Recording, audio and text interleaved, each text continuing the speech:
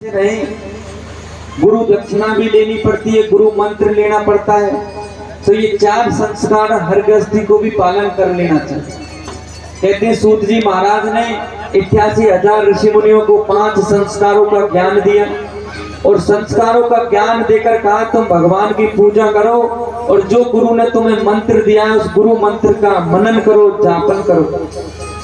अब जो भी कथा सुनने वाले हैं, जिसने गुरु बना रखा है, वो अपने अपने गुरु ने जो मंत्र दिया उसका नाम का मनन करो, अंदर ही अंदर जाप करो और जाप करते हुए भगवान की कथा श्रवण करो। इसमें अधिक लाभ मिलता है। अब ये भगवान के नाम की मंत्र की क्या महिमा। अगर हम घर में बैठकर एक माला फेरते हैं तो उसका 1% ही माल लाभ मिलता है। उसी माला को हम देवालय शिवालय में फेरते हैं तो 10% लाभ मिलता है। उसी माला को हम गुरु के गुरुद्वारे में फेरते हैं, गुरु स्थान में फेरते हैं तो कहते हैं 50% लाभ मिलता है। और उसी माला को हम तीर्थ धाम में फेरते हैं, गंगा के किनारे फेरते हैं तो 100% उसका लाभ मिल जाता है।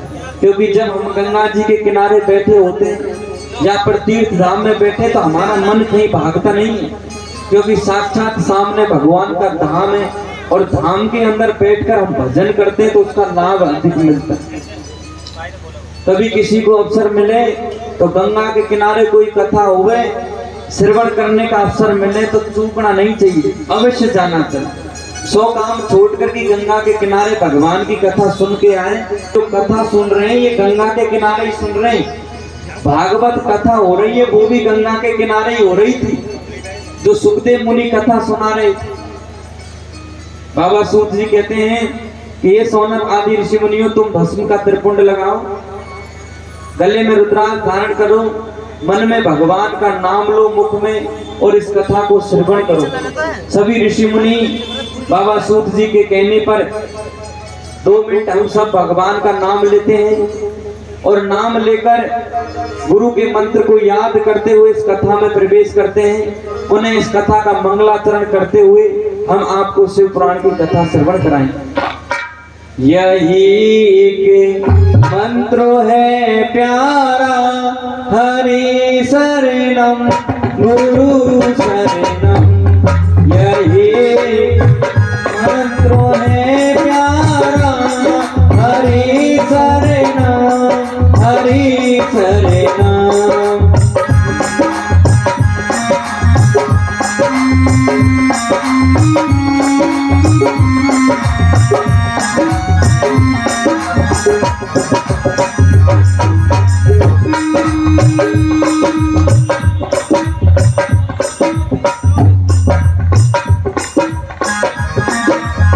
हरि शरणम हरि शरणम हरि शरणम हरि शरणम हरि शरणम हरि शरणम हरि शरणम हरि शरणम।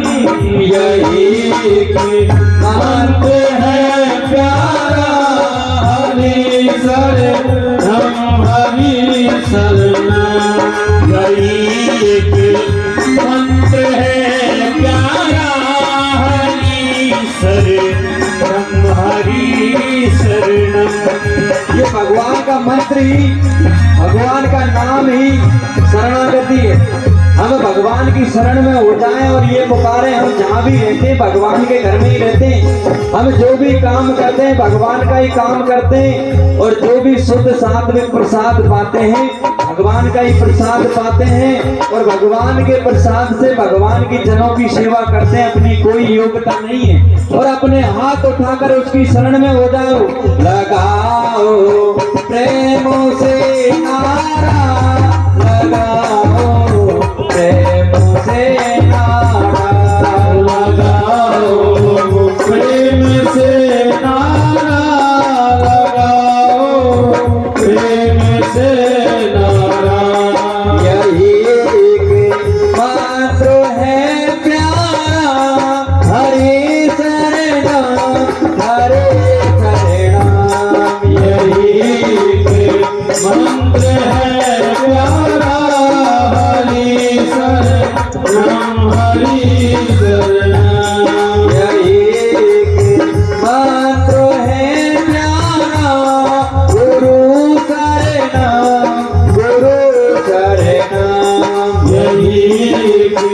मंत्र है प्यारा हरि शरणम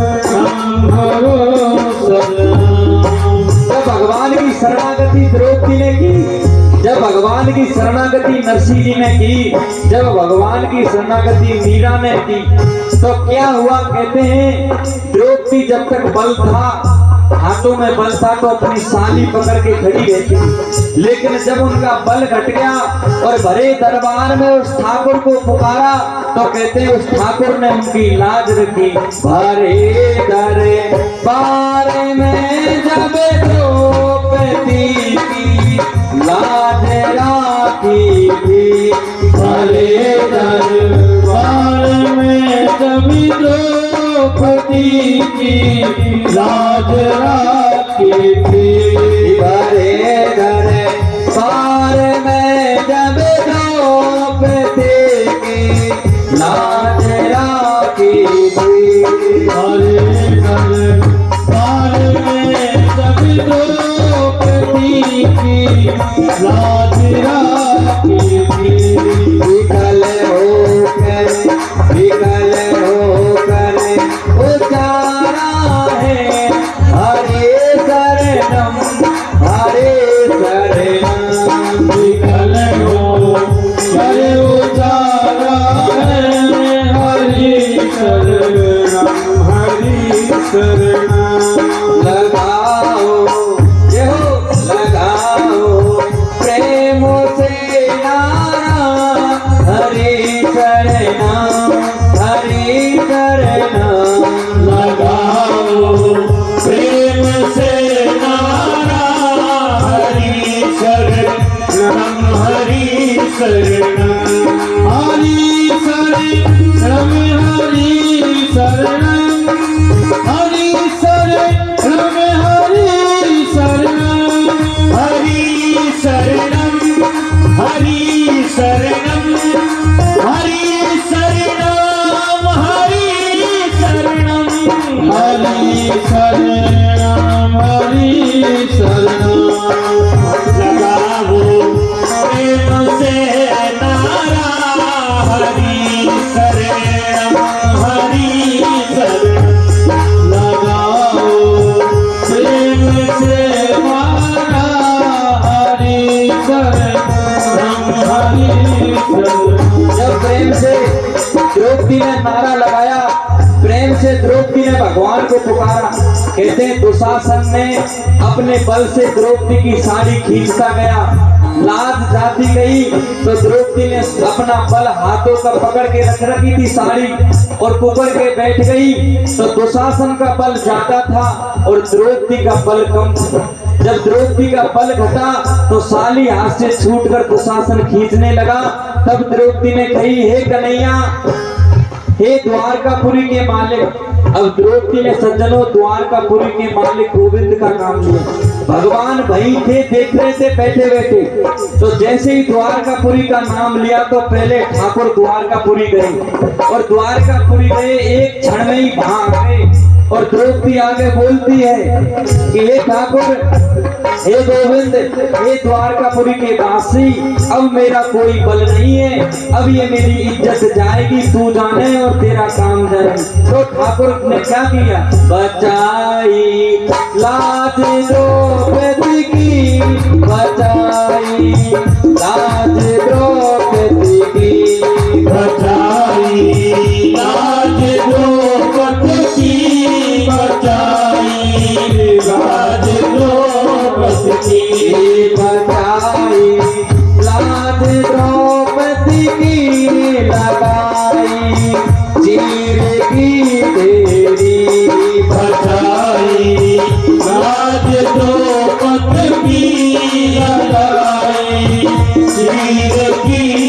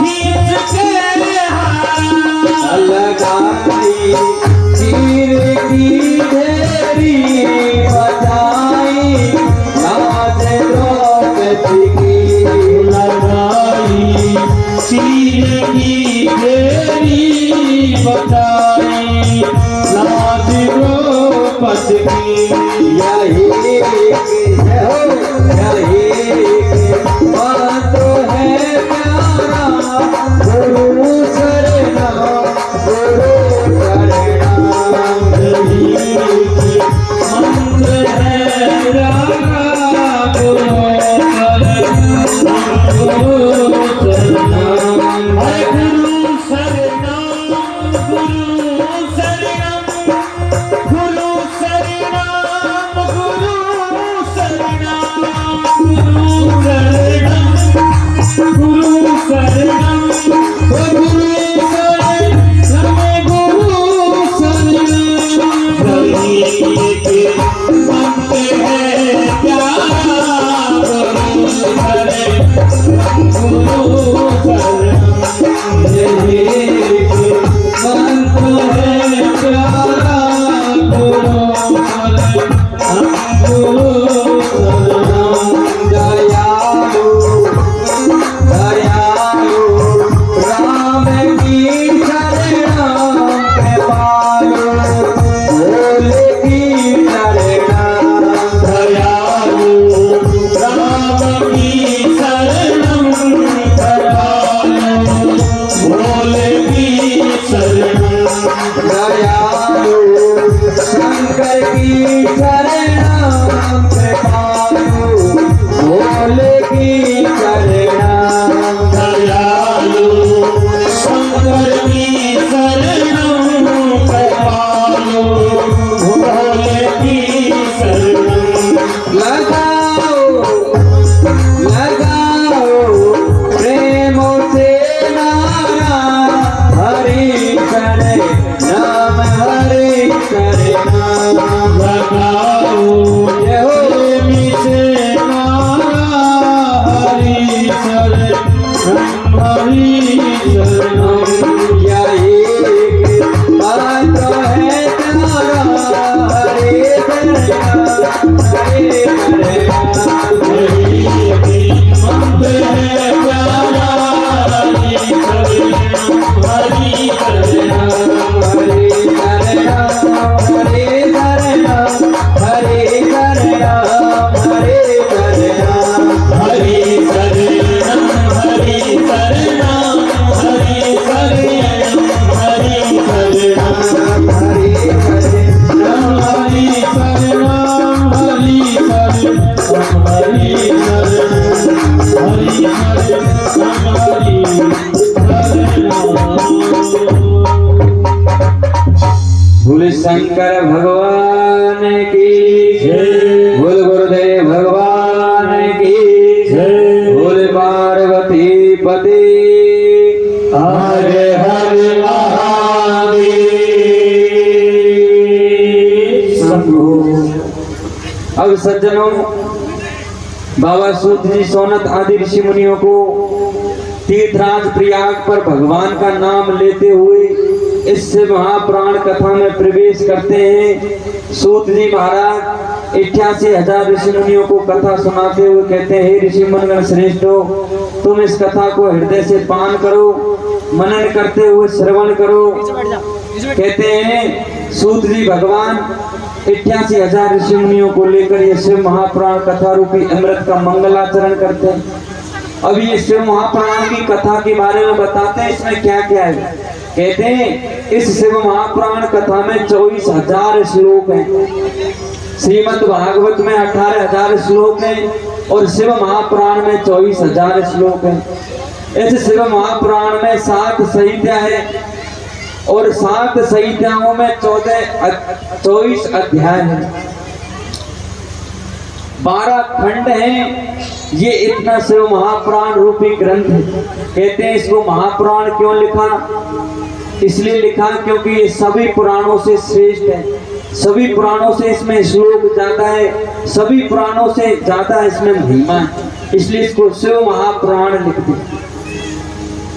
बाबा सूत जी इससे महाप्राण में प्रवेश करते हैं और मंगलाचरण करते हुए 88,000 ऋषि मुनियों से कहते हैं कि हम विद्येश्वर संहिता में और विद्येश्वर संहिता के पहले अध्याय की कथा सुनाते हैं। आद्यंत्यम मंगलम जातयम समान भावमरयम तमीश्मयम जरारम्यम मातयम देवाभयम पंचनानं प्रबलं च निबोधिसनं संभावयं मनुष्यं शंकर विहासुभावम्।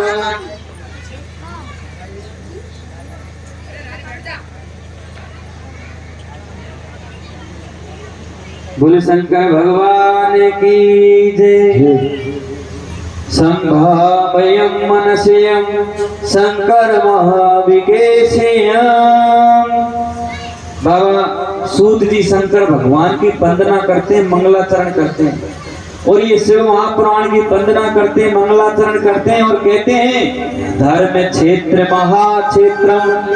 जो ये धर्म क्षेत्र है, महाक्षेत्र है, गंगा काली नदी से सिनम, गंगा के किनारे तीर्थराज प्रयाग में ये बाबा सूत जी कथा सुनाते हैं। तो पहले धर्म क्षेत्र यानी तीर्थराज प्रयाग की वंदना करते हैं। धर्म क्षेत्र महाक्षेत्रम गंगा काली देशयम्, प्रयागे परम पुण्यम ब्रह्मलोक ब्रह्मलोक सेवास्तम।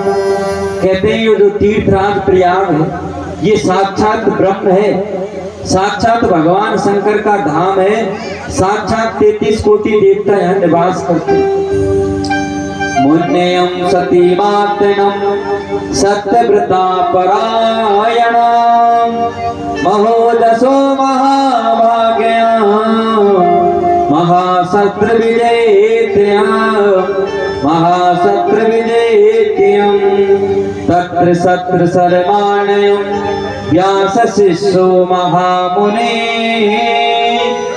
आज गमा मुनि श्रेष्ठ दृष्ट्वा सुते पुराण्यं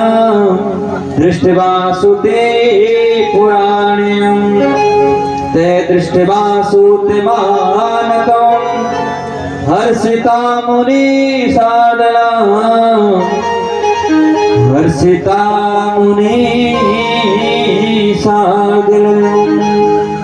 चेतसा सुप्रसन्नत्रयं पूजा चक्र यथा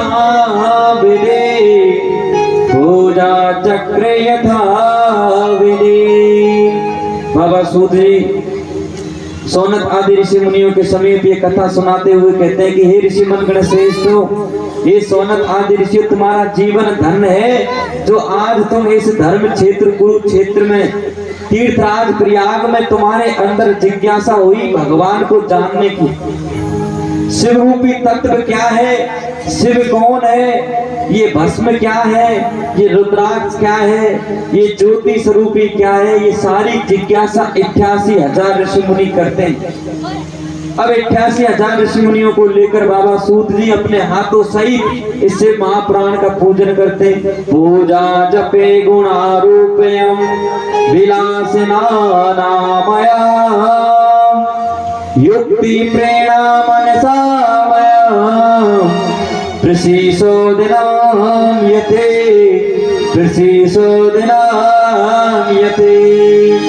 तथ्य सत्य मना विषयं दृष्ट सर्वे स्वयं साधनयं वे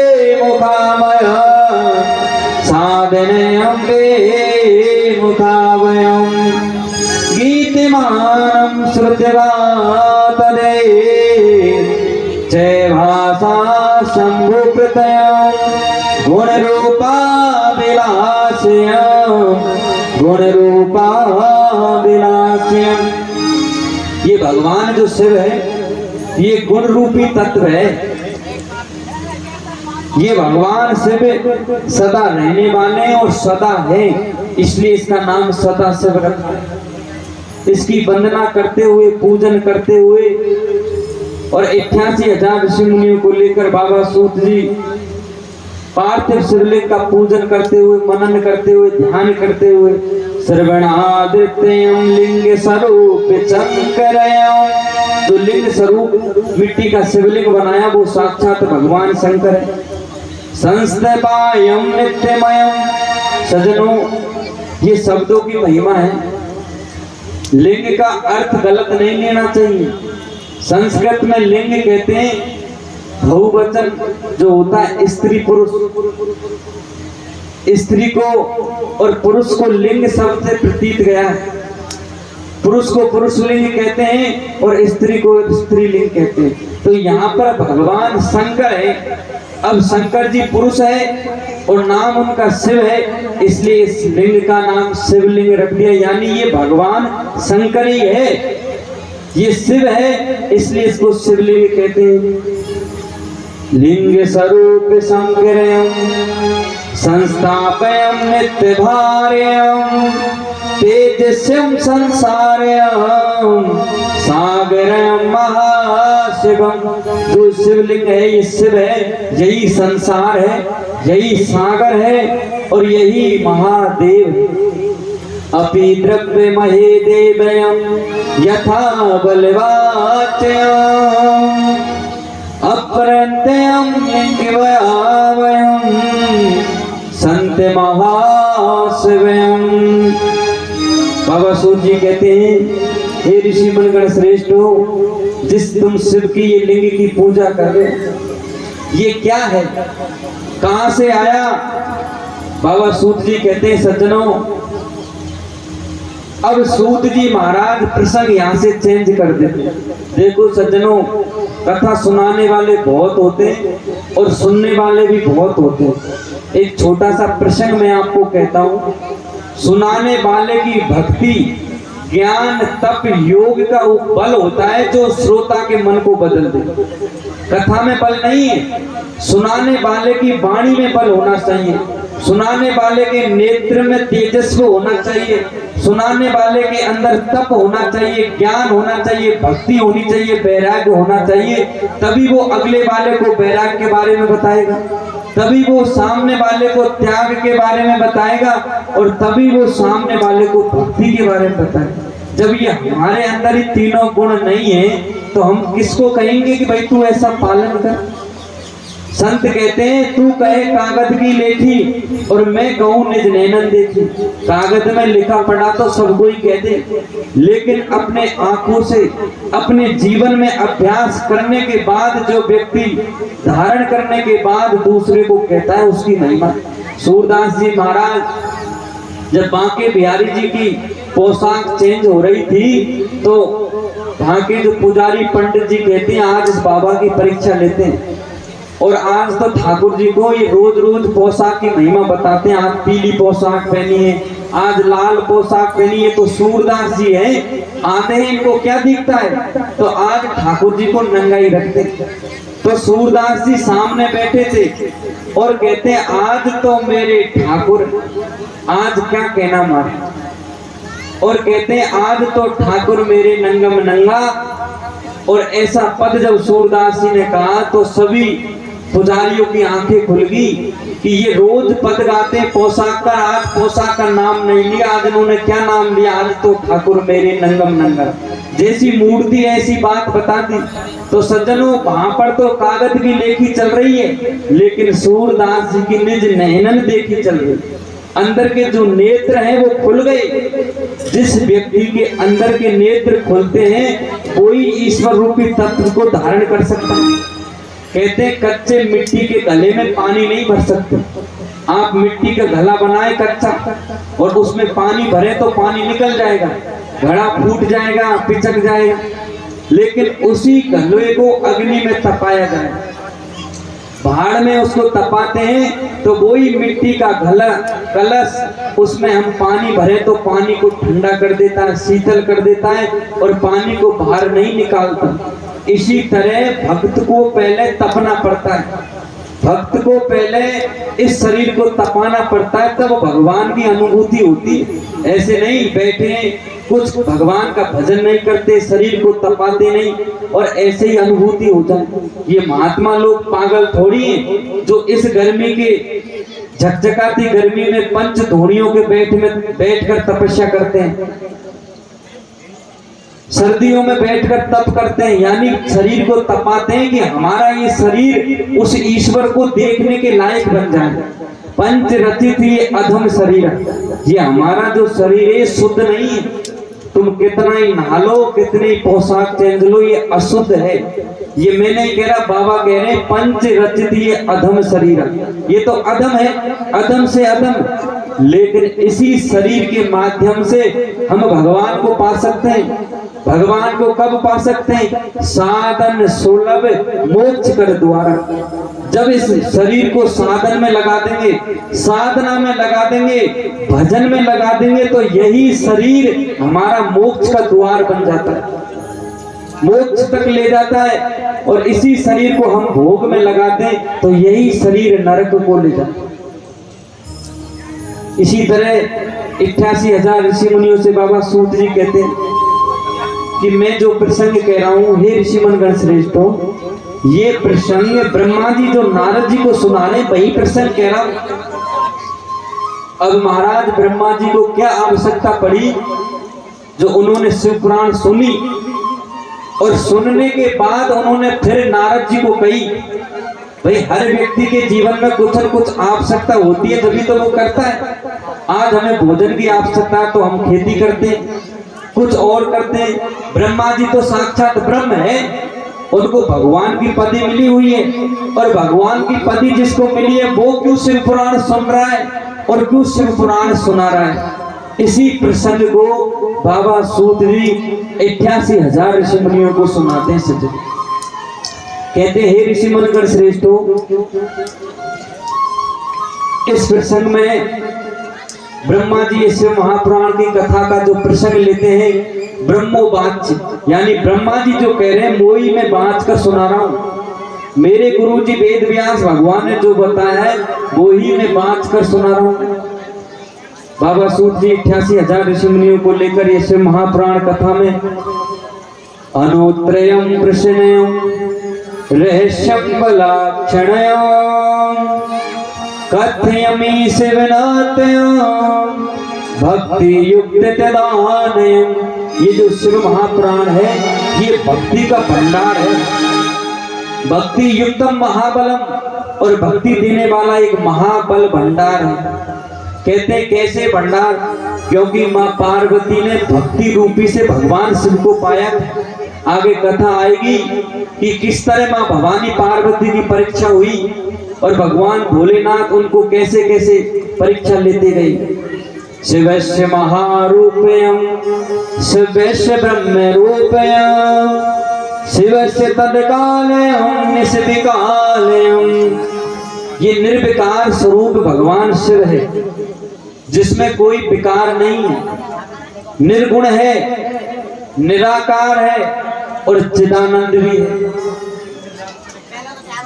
आदि है, अनादि है, न तो इसका अंत है और नहीं इसको कोई जान सकता है कि ये कहां से आया महाराज। तो भगवान सूत जी, संत भगवान सूत जी 88,000 ऋषि मुनियों से कहते हैं ये तो आदि है, अनादि है, निर्विकार है, मैं इसकी क्या कथा कहूं। लेकिन मेरे गुरु की जो कृपा है, उस गुरु की कृपा से जो ब्रह्मा जी कथा सुना रहे हैं वही कथा मैं आपको सुनाता हूं। 88,000 ऋषि मुनियों को बाबा सूत जी श्रवण कराते हुए कहते हैं, सज्जनों, कि ब्रह्मा जी इस कथा में प्रवेश करते हैं ब्रह्मोवाच, और ब्रह्मा जी क्या सुनाते हैं। अब 88,000 ऋषि मुनियों ने यह प्रश्न कर दिया महाराज। क्या प्रश्न किया सज्जनों?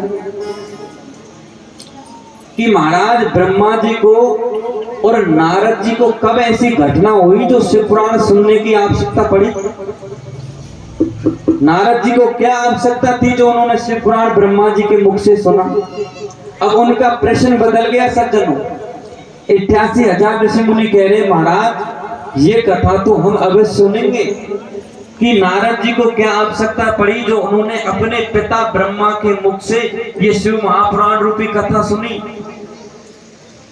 लेकिन इससे पहले एक हमारा प्रश्न है। अब ब्रह्मा जी की जब कथा का प्रश्न चालू हुआ तो जिज्ञासु तत्व से 88,000 ऋषि मुनियों ने प्रश्न कर दिया। देखो, प्रश्न करोगे तो ही तो आंसर मिलेगा। इस कथा में भी प्रश्नों से कथा चलती।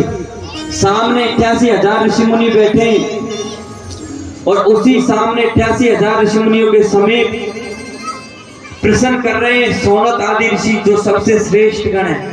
और वो बाबा सूत जी से कहते हैं कि महाराज, हे गुरुदेव भगवान, इस शिव रूपी तत्व से पहले हमें एक कथा सुनाओ कि ये भगवान को आपने आदि अनादि कहा, इसका अंत नहीं इसका कोई जान सकता कि कहां से प्रकट हुआ। तो थोड़ा हमें शिव के बारे में परिचय करो, ये शिव क्या है। बाबा सूत जी सौनक आदि ऋषि मुनियों से कहते हैं कि जो ओकार मकार अकार, ये 3 शब्द है, अकार मकार उकार, यही 3 शब्द ओम में है। और यही 3 शब्द दो से ही वेद प्रकट हुए। कथम लिंग प्रतिष्ठयम कथावाच तस्य लक्षणम। और बाबा सूत जी कहते हैं कि कथावाचक जो होते हैं ना, अब तुमने प्रश्न कर दिया तो ऐसे कथावाचक नहीं होते जो प्रश्न का आंसर नहीं दे। सही कथावाचक वो होते हैं जो जिज्ञासु तत्व जो कथा सुन रहे हैं वो जिज्ञासु तत्व से प्रश्न करते हैं, उसी के अनुसार उन्हें समझाएं। जाकी जैसी रही भावना प्रभु मुहूर्त दिन देने देख, उसी हिसाब से उस ज्ञानी को देखना चाहिए। जिसकी जैसी भावना हो उसके अनुसार ही इस कथा को श्रवण कराना चाहिए। कथामयं तथा तस्य भार्ययं देवयस्यं कालकयं नामयं युद्धमयं पृच्छामयं बुद्ध्या महादत्त्यं अनुकूल्य स्वयं काले पुराण तीर्थ तटे मयं। पहली बात तो वक्ता के अंदर ये गुण होना चाहिए कि वो त्यागी हो, ज्ञानी हो, वैरागी हो और भक्त हो। ये चारों गुणों के बारे में बता रहे। ये नहीं है महाराज सब तरह के कथावाचक होते हैं महाराज, गृहस्थी भी कथावाचक कर रहे हैं, आजकल छोटी छोटी गुड़िया भी कथावाचकन में लग गई। वैसे भेद नहीं करना चाहिए, वस्तुतः स्त्री पुरुष है भगवान के, लेकिन जो गद्दी गुरु जी की है वो गुरु की शोभा होती है भाई। जो गुरु है वो गुरु बैठे तो ही शोभामान होती है। अब इस गुरु गद्दी पे वेद व्यास भगवान की गद्दी पे सुखदेव मुनि जैसे गद्दी पे इस पे कोई स्त्री बैठती शोभा नहीं होती। ये वेदों में कहीं नहीं लिखा कि स्त्री कथा करे। वस्तुतः कथा पढ़ सकती है, अपने बच्चों को कथा पढ़कर समझा सकती है। घर में कथा पढ़ो और घर के लोगों को समझाओ और उस कथा को पढ़ते रहो। अब ये नहीं कि घर से उठ के तुम गुरु जी के आसन पर जाके बैठ जाओ। तो यहाँ पर मर्यादा है। बाबा सूत जी कहते हैं कि त्यागी होना चाहिए, महापुरुष होना चाहिए, ज्ञानी होना चाहिए और भक्त होना चाहिए। जिसके अंदर ये 4 गुण है वही वक्ता श्रेष्ठ होता है। और कहते हैं साहब वक्ता के और क्या लक्षण होने चाहिए कि वक्ता को ब्रह्मचारी होना चाहिए, ब्रह्मचारी व्रत का पालन करने वाला होना चाहिए। और वक्ता के क्या लक्षण होने चाहिए, और वक्ता के लक्षण बताते हैं कि उसके अंदर मन में कपट नहीं होना चाहिए, किसी तरह का भेद नहीं होना चाहिए। ऐसे नहीं महाराज कोई बेचारा गरीब आया कथा सुनने तो उसको अलग भाव से देख रहा है, और कोई करोड़पति आया तो उसको अलग भाव से देखता है। वक्ता के अंदर समदृष्टि होनी चाहिए। जिज्ञासु कथा सुनने वाला चाहे निर्धन हो, चाहे कोड़ी हो, चाहे गरीब हो, उसको उसी भाव से कथा सुनानी चाहिए। और बाबा सूत जी आगे बढ़कर कहते हैं कि हे 88,000 ऋषि मुनियों, इस भगवान शिव की कथा में भगवान शिव की रुद्राक्ष को धारण करें, भस्म का त्रिपुंड लगाएं और ये शिवमयी रूपी की कथा को श्रवण करें। बाबा सूत जी इस कथा में प्रवेश करते हैं और पहुंचते हैं जहां पर कि नारद जी ने क्यों भगवान शंकर की ब्रह्मा के मुख से कथा सुनी। बाबा सूत जी सौनक आदि ऋषि मुनियों के समीप इस कथा को सुनाते हुए कहते हैं, ऋषि मनगण श्रेष्ठों, एक समय की बात है कि हर व्यक्ति को जीवन में अभिमान होता है। कभी किस चीज का अभिमान तो कभी कब किस चीज का अभिमान। इसी तरह एक समय नारद जी को अभिमान हो गया। अब नारद जी को क्या अभिमान हुआ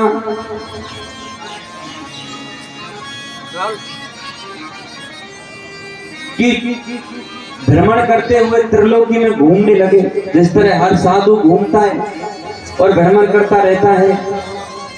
और भ्रमण करते हुए भगवान का नाम लेते हुए गुणगान करते हुए उस पृथ्वी की परिक्रमा करने लगे नारद जी। और बीना बजाते हुए भगवान का नाम लेते हुए त्रिलोकी में घूमते हैं।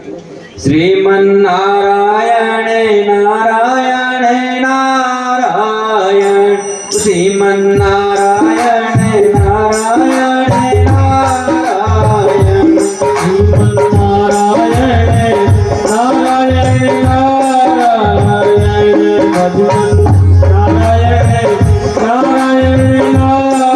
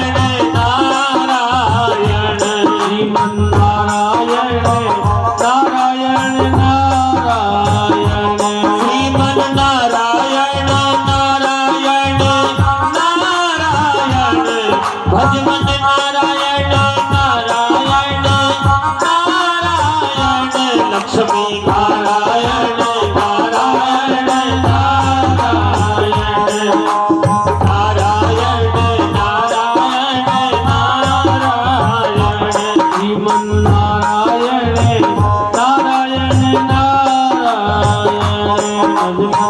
नारायण नारायण नारायण।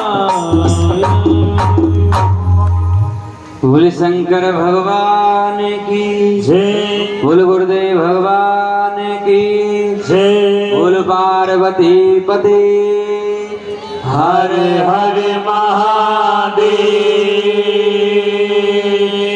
शंभो। अब सज्जनों, कई माता बहन हाथ कैसे कर रहे हैं, कई भाई बंधुओं को आलस इतना आ रहा है कि वो तो बैठे चुपचाप। ऊंचे हाथ करने की क्या महिमा है बताते हैं आपको।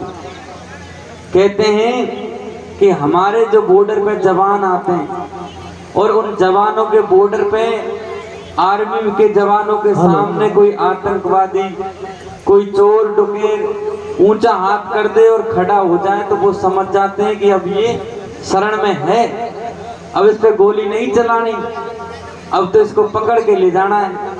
और जब हम भगवान की शरण में यहाँ बैठे हैं और ऊंचे अपने हाथों में कुछ है नहीं और खाली हाथ उसको जब पुकारेंगे तो सज्जनों वो कहेंगे कि ये मेरा भक्त मेरी शरण में है, अब इसको मुझे अवश्य दया करनी चाहिए। इसलिए सभी जोर से बोले। भागवत करने वाले तो जय जय श्री राधे करवाते हैं, राम कर्ता करने वाले सीताराम बोलते हैं। अब हम शिव पुराण की कथा कर रहे हैं, इसलिए बोले पार्वती पते हर हर महादेव शंभो। बाबा सूत जी सोनत आदि ऋषि मुनियों के समीप तीर्थराज प्रयाग त्रिवेणी के घाट ये कथा कहते हैं। और ये कथा में प्रवेश करते हैं कि जो ब्रह्मा जी नारद जी को कथा सुनाने। अब 88,000 ऋषि मुनि प्रश्न करते हैं कि हे महाराज, हे गुरुदेव, हे संत भगवान, ब्रह्मा जी को और नारद जी को क्या आवश्यकता पड़ी जो नारद जी ने ये शिव पुराण की कथा सुनाई। और नारद जी ने ब्रह्मा जी अपने पिता के मुख से कथा सुनी। यही शिव महापुराण का जो प्रसंग नारद मोह का प्रसंग बाबा ने रामचरित्र में लिख दिया। जब आप रामायण पढ़ोगे तो ये ऐसा का ऐसा ही प्रसंग नारद मोह कथा जो शिव पुराण में, यही नारद मोह कथा आपको रामचरित्र मानस में मिल जाएगी। पढ़ेंगे अध्ययन करेंगे तो आपको वहां नारद मोह कथा मिलेगी। तो नारद को मोह हो गया, स्त्री से प्रेम हो गया, इसलिए उसने जब दुर्दशा भई तब दुख में भगवान शंकर को याद किया और दुख में भगवान शंकर शिव की कथा सुनी। इसी कथा में जब शंकर भगवान ये चरित्र बताते हैं, लीला बताते हैं, भगवानों के अवतारों की कथा, भगवानों के रूपों की कथा, पृथ्वी अवतार कथा प्रभु गाई, पृथ्वी अवतार कथा प्रभु गाई, पृथ्वी अवतार कथा पुर गाई, पृथ्वी अवतार कथा पुर गाई। सुन मोने मरनी कवनी गणराए, सुन मोने मरनी कवनी करुणाए, सुर मुनि गवन गान करनाई, सुर मुनि गवन कर नारद श्राप दीन एक बारा, नारद श्राप दीनो एक बारा, नारद श्राप दीन एक बारा, नारद श्राप दीन एक बारा, कल्प एक तिल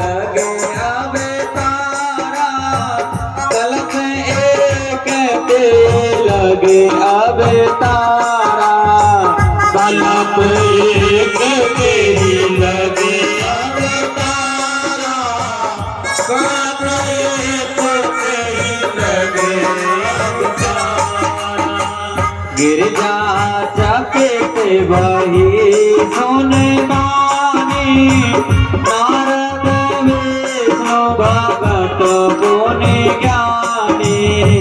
गिरजा चकित भाई सुन बानी, नारद विष्णु पुनि ज्ञानी।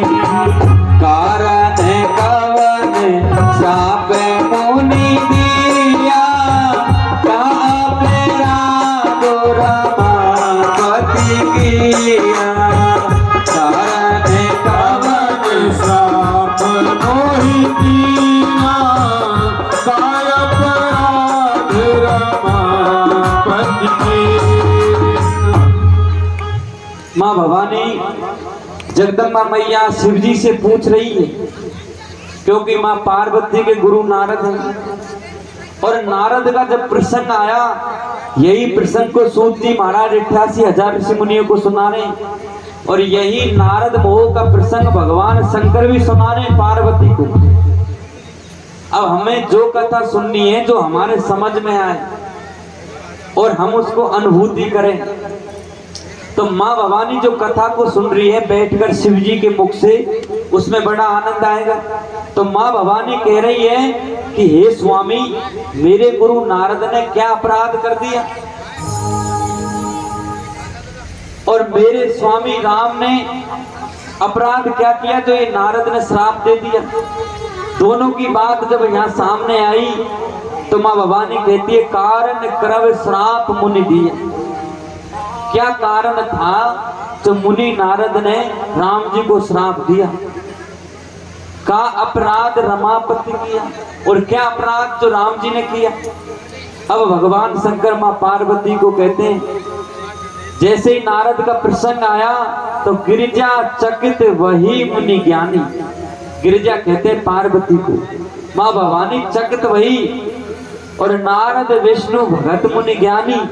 जो मेरे स्वामी नारद हैं वो तो विष्णु भगवान के भगत हैं, ज्ञानी हैं। अपने भगवान को क्यों एक अपराध पाप देंगे, श्राप देंगे?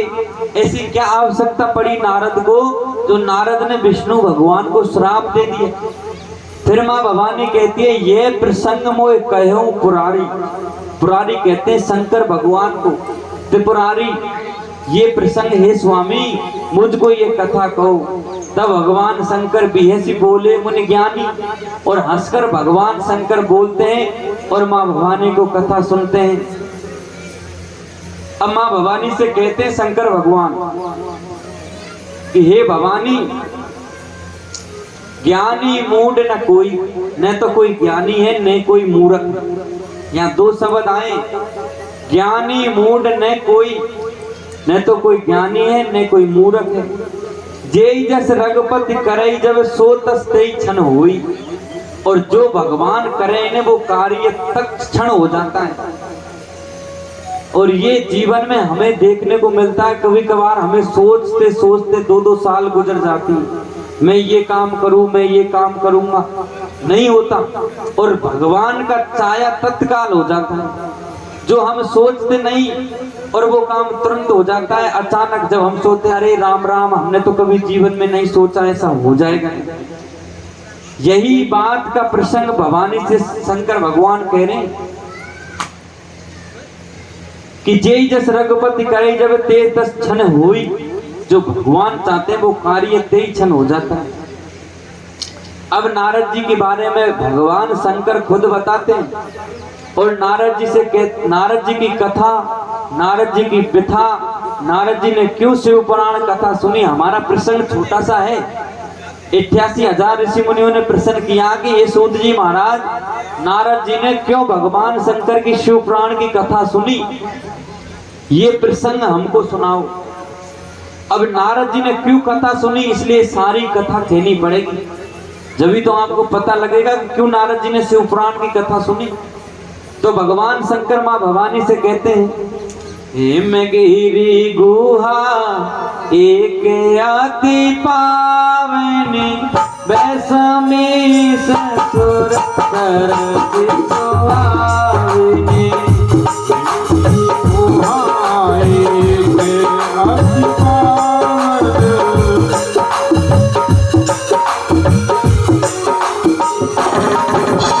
हिमगिरी गुहा एक अति पावनी वैष्णवी ससुर सरसी सुहावनी।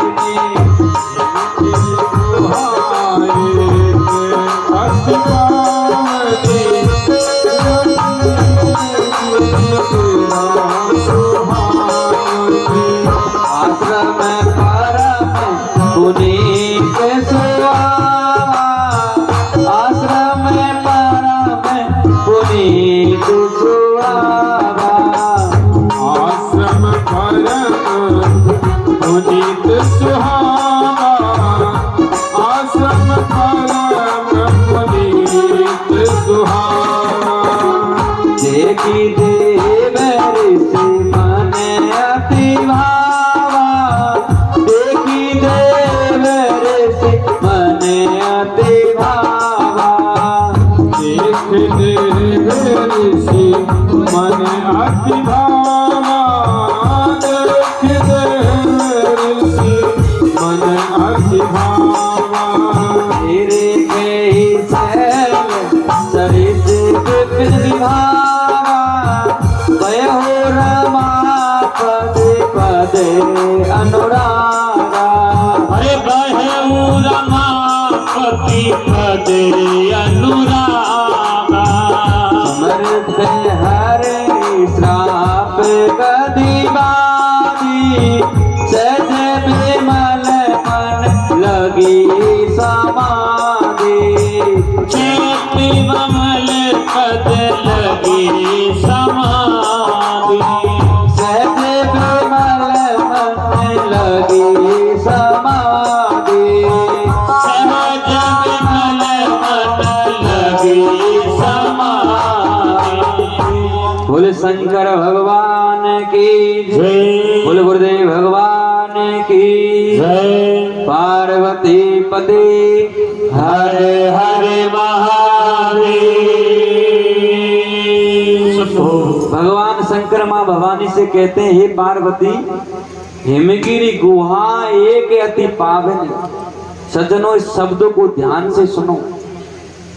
हर व्यक्ति को कैसी जगह रहना चाहिए, कैसा खाना चाहिए, कैसे जीवन जीना चाहिए, जीवन जीने का तरीका यहाँ मिलता है। हिमगिरी गुहा एक अति पावनी। हिमालय की तलहटी में एक गुफा थी, वो अति पावन थी। और ये वो गुफा थी जिस जगह भगवान शंकर ने तपस्या करी, ध्यान समाधि में बैठे थे। बहे समीप सुर सरई सुहावनी। उस गुफा के समीप में गंगा जी बह रही है, धारा झरझर। तो नारद जी भ्रमण करते हुए गए, ऐसी जगह जब देखी तो नारद जी के मन में आया कि ऐसा आश्रम कहीं नहीं मिलेगा। बढ़िया एकांत जगह है, गंगा बह रही है, और इस गंगा के किनारे बैठ के बढ़िया भगवान का नाम लेंगे, भजन करेंगे, साधन करेंगे। निरखई शैल सरिस विपिन विभागी। अब वहां के जंगल को निरख रहे हैं नारद जी, देख रहे हैं भयो रमा पद पद अनुरागा, और उनके हृदय में भगवान के प्रति प्रेम आ गया। नारद जी बैठे हुए थे सज्जनों, और नारद जी समाधि में बैठते हैं, ध्यान अवस्था में बैठते हैं, उस गुफा में आसन लगाते हैं। अब कहते हैं कई ऋषि मुनि जब भ्रमण करते रहते हैं, कोई अच्छा सा आश्रम दिख जाता है तो वो वहां रुक जाते हैं। ऐसे ही नारद जी को वहां आश्रम अच्छा दिखा तो नारद जी विश्राम करने के लिए, भजन करने के लिए वहां रुके। बाबा सूत जी सोनत आदि ऋषियों से कहते हैं, हे ऋषि मनगण श्रेष्ठो, नारद जी की ये तपस्या इतनी बढ़ती गई क्योंकि जगह की महिमा है। ये जो जगह थी जिस जगह भगवान शंकर ने समाधि लगाई और भगवान शंकर ने साधना करी, तो नारद जी का मन सुत ही लग गया। दूसरी बात यह कि उस जगह के सामने होते हुए गंगा बह रही थी। मन लगाना नहीं पड़ा, मन अपने आप लग गया। कभी कभार हम कहीं जाते हैं तीर्थ धाम में या कहीं भ्रमण करने के लिए, तो कई जगह तो ऐसी आती है कि वहां से खड़े होने का मन ही नहीं करता, और कई जगह ऐसी आती है कि भागो अब यहाँ कुछ नहीं है, उछाल ऐसी लग जाती है। तो इस जगह की बड़ी महानता है, भूमि भी सिद्ध होती। भगवान राम, भगवान कृष्ण ने जितने ये धाम है यूपी में क्यों है, ये ज्यादा अपने यहाँ भी हो सकते थे। राम जी राजस्थान में भी जन्म ले लेते, लेकिन वहीं क्यों लेते हैं मथुरा में ही?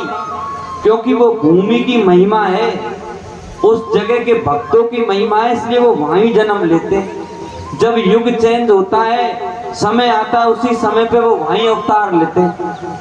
इसी तरह नारद जी की समाधि यहाँ सुतई लग गई। जब नारद जी की समाधि लगी सज्जनों, तो कहते हैं एक दूसरे को देख के लोग जलते हैं। आज हमारा पड़ोसी कोई आगे बढ़ रहा है तो दूसरा पड़ोसी क्या कहेगा? दूसरा पड़ोसी कहेगा कि ये आगे कैसे बढ़ गया।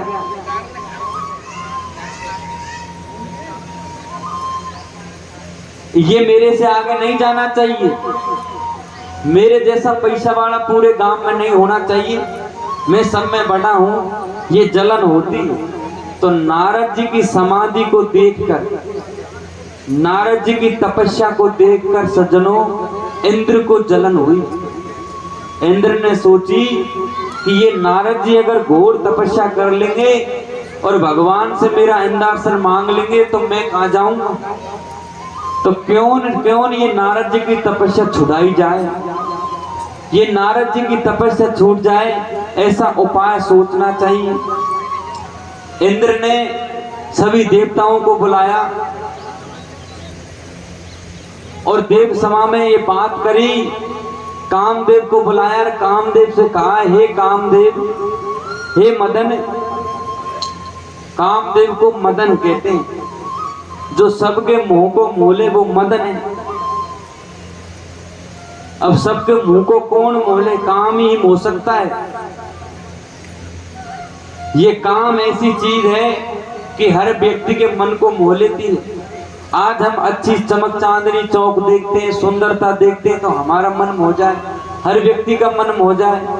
तो ये मदन है, ये मन है, मन रूपी जो शब्द है ये मदन है, और ये मदन पूरे संसार को मोह लेता है, सब में मोहित हो जाता है। तो ये कामदेव को बुलाया। इंद्र जब आए, इंद्र ने कामदेव से कहा कि हे कामदेव, तुम हिमालय की तलेटी में जाओ और हिमालय की तलेटी में जाकर इन नारद की समाधि की तपस्या को भंग करो।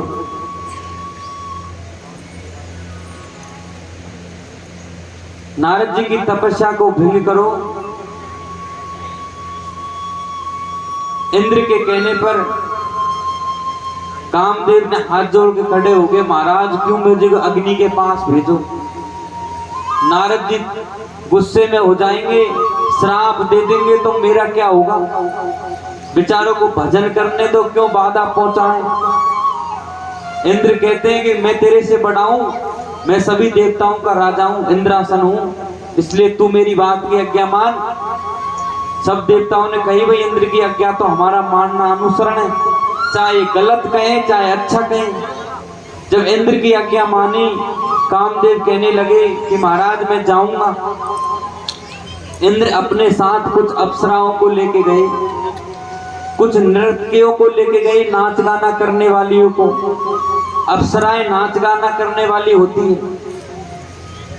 सुंदर सुशील हवा चलने लगी, नृत्यों को लेके इंद्र गए। इंद्र के कहने पर कामदेव गए। अब कहते हैं सज्जनों, इंद्र की आज्ञा को पालन करते कामदेव उस जगह पहुंचे और मन में विचार कर रहे, बेचारे क्यों महात्मा की तपस्या भंग करें। बढ़िया भजन में बैठा, इसका पाप तो मुझे ही लगेगा, लेकिन इंद्र की आज्ञा है तो इनको मुझे हरण भी करना पड़ेगा। कामदेव इंद्र के कहने पर उस जगह पर पहुंचे जहां नारद जी समाधि में बैठे थे। अलर्ट। नारद जी समाधि में बैठे थे, उनकी समाधि को देखा पहले तो इंद्र ने। ते आश्रम ही मदन जब गए हो, ते आश्रम मदन जब गए हो, आश्रम मदन जब गए हो, आश्रम मदन जब गए हो, निज माया बसंत निर्मय हो, निज माया बसंत निर्मय हो, निज माया बसत निजमय हो, निज माया बसत निजमय हो, कुसुमति विवेद विपट बहुरांगा, गुजहि कोकिल गुजहि ब्रह्मा, पूजय कोकिल गुजय ब्रह्मा, चली सुहाविनी त्रिवेद बिहारी, काम कृष्ण बड़ाई हारी, काम कृष्ण बड़ा बलिहारी। कहते हैं जब कामदेव गए तो कामदेव ने देखा सुंदर सुंदर हवा चलवाई, कोकिल गूंजने लगी और कोकिल गूंजती है। कामदेव के कहने पर अप्सराएं झंझन नृत्य करती हैं, घुंघरू बजने लगते हैं और नृत्यकरियां नृत्य करती हैं। नारद जी की समाधि छुड़वाते हैं कामदेव। करहि गान बहुरंग तरंगा, करहि गान बहुरंग तरंगा,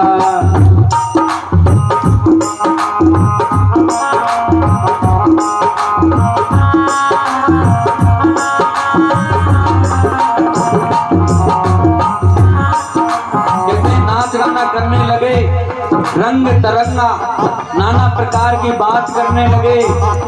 और जब ये सारी गीता की तो कामदेव ने एक आज्ञा और दे दी अप्सराओं को, बहुविधि गीते पान पताना, बहुविधि गीते पानो पताना, बहुविध की नहीं प्राण पताना, बहुविध की नहीं प्राण पताना, देखे ही साए मदन हर साना, देखे ही साए मदन हरो साना, देख सारे मदन हर शाना, देख सारे मदन हर शाना, सीने की चाप सके कोई तासु,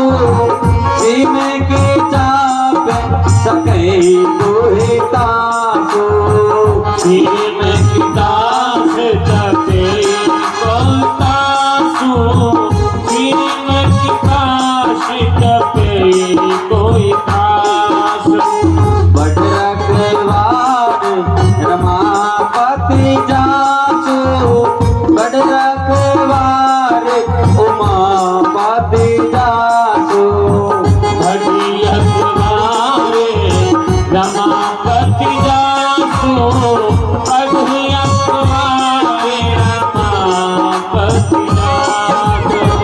कहते हैं सजनों, जिसको राम जी रखना चाहते हैं ने उसको भगवान कैसे रख ले वो भगवान ही जानते हैं।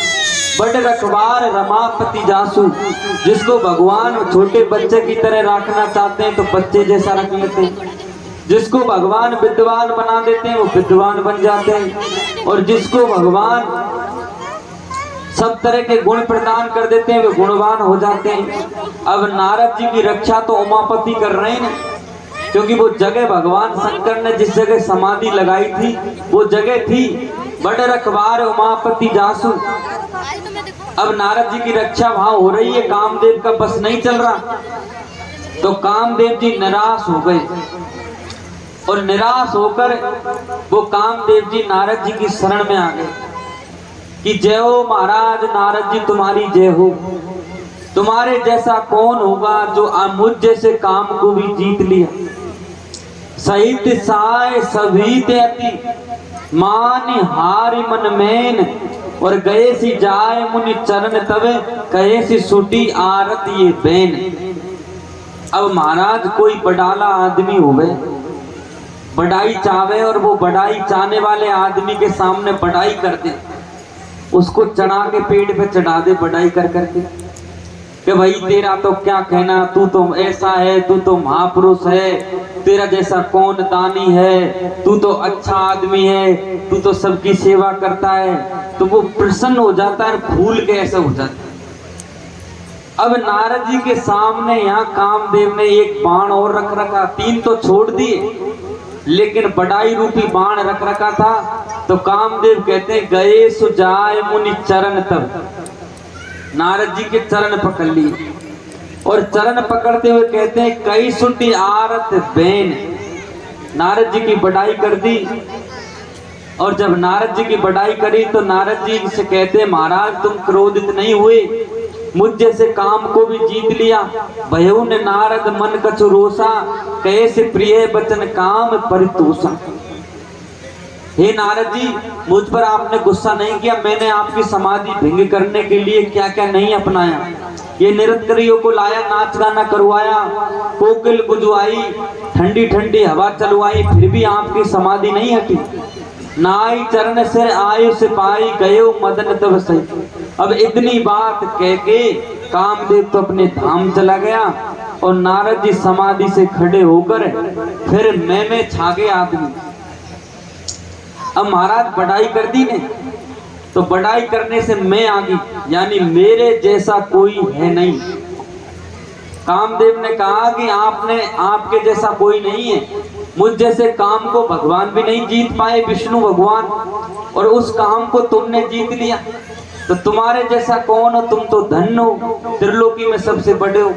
अब तो नारद के मन में ये आ गया कि मैं ही हूँ, सब कुछ मैं ही हूँ, और जहां मैं आ जाता है वहां नाश की जड़ होती है।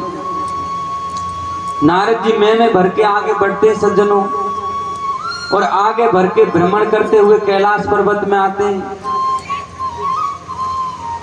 कैलाश पर्वत में आते हुए नारद जी भगवान शंकर की वंदना करते हैं, प्रणाम करते हैं। अब सज्जनों जब पहले आते थे तो भगवान शंकर के चरण पकड़ लेते थे, लेकिन इस बार आए तो चरण नहीं पकड़ रहे, नहीं झुक रहे, इस बार लट की लट खड़े रह गए। क्यों खड़े रहिए? इसलिए खड़े रहिए कि मैं ही हूँ, मैं ही भगवान हूँ, मेरे जैसा कोई है ही नहीं, मैंने कामदेव को जीत लिया। तब भगवान शंकर खूब समझाते हैं, हे नारद, मुझे पता है तुमने काम को जीत लिया, पर ये अभिमान मत करो कि मैंने काम को जीत लिया। ये भगवान राम की कृपा है, ठाकुर की कृपा है, ईश्वर की कृपा है, गुरुजनों की कृपा है, जिससे तुमने जीत लिया काम को। लेकिन अभिमान मत करो। अब काई को माने महाराज नारद जी तो कहने लगे कि मेरी भक्ति से तुम्हें दुख हो रहा है, तुम तो तपस्या करते नहीं, और मैंने तपस्या करके ये काम को जीत लिया, तो इससे तुम्हें जलन हो रही है। भगवान शंकर ने खूब नारद को समझाया कि हे नारद, तुम मेरे पास तो आ गया, लेकिन तुम इस अभिमान से नारायण हरि के पास मत जाना, वो छलिया है, मैं तो भोला भाला हूँ, मैं तो सबको ग्रहण करता हूँ, जहर भी पीता हूँ तो अमृत भी पीता हूँ। तू अच्छा कहेगा तो भी पीऊंगा और बुरा कहेगा तो भी सहन करूंगा, लेकिन उस छलिए के पास चला गया तो तेरा छल कर लेगा, और उसके पास जाकर तू संत है। अब नारद काई को माने महाराज, कहवे करें कोई मूर्ख सुनो, कहने भैया तू या रास्ता में मत जाइयो, आ गया मैं बाधा आएगी तो वो और रास्ता में छोड़ देगो, बाई में जाएगा। नारद जी ने शंकर भगवान के कहने पर भी अब तो नारायण हरि के पास ही चल दिए, और नारायण हरि के पास गए। तब नारद गबने ही शिव पाई जिता काम आहे मिति मनो माई गगनारदो गबने ही शिव पाई जिता काम आहे मिति मनो माई पिता काम नहीं अगणित नाई बार बारो बिन बहु मुनि तोई। भगवान शंकर कह रहे हैं, हे मुनि हे महात्मा, बार बार विनती कर रहा हूँ कि तुम नारायण हरि छड़िया के पास मत जाना। बार बारो बिन बहु मुनि तोई जिम यह कथा सुनाई मोई। जिन यह कथा सुनाई मोहि। भगवान शंकर कहते हैं जो कथा मुझे सुनाई है ना पटाई की कि मैंने काम को जीत लिया, ये कथा छलिया को मत सुनाना।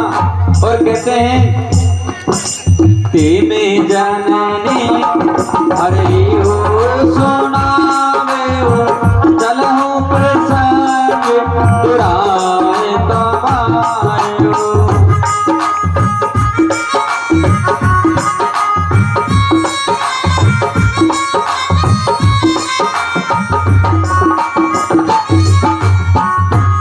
नारद जी वहां गए, उन्हीं के पास गए, शंकर भगवान के मना करने के बावजूद भी किनके पास गए, वो उनके पास गए सज्जनों, भगवान विष्णु के समीप गए। सामुदीन उपदेश हृदय नहीं नारद सुहाए, भरत का सुखे सुने, हरे भगवान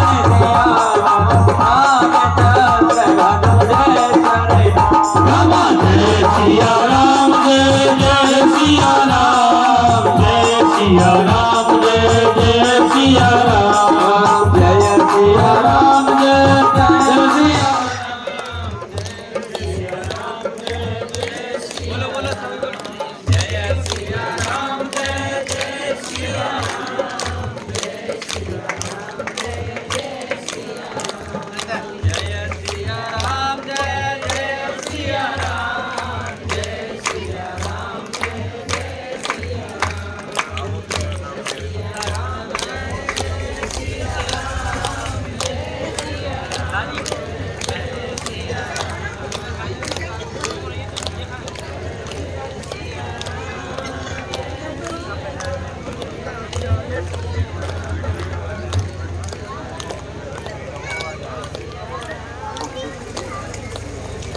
बोले शंकर भगवान की जय, बोले गुरुदेव भगवान की जय, बोले सच्चे दरबार की जय। नारद जी मना करने के बावजूद भी विष्णु भगवान के पास गए और पास जाकर खड़े रहे, प्रणाम नहीं किया।